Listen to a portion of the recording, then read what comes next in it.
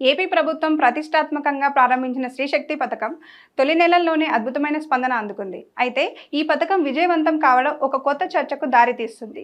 బస్సుల్లో మహిళల సంఖ్య భారీగా పెరిగిపోవడంతో పురుషులకు కూడా సీట్లు రిజర్వ్ చేయాలనే డిమాండ్ ఇప్పుడు తెరపైకి వచ్చింది.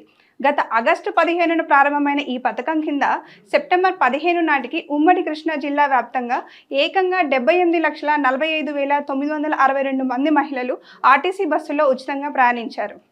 ఇందుకోసం ప్రభుత్వం 23.69 కోట్ల రూపాయలను రాయితీగా భరించినట్లు ఆర్టీసీ అధికారులు గణాంకాలను విడుదల చేశారు. ఈ గణాంకాలను పరిశీలిస్తే ఎన్టీఆర్ జిల్లాలో 51,57,863 మంది మహిళలు ప్రయాణించగా వారి టికెట్ల కోసం ప్రభుత్వం 14.37 కోట్లు చెల్లించింది.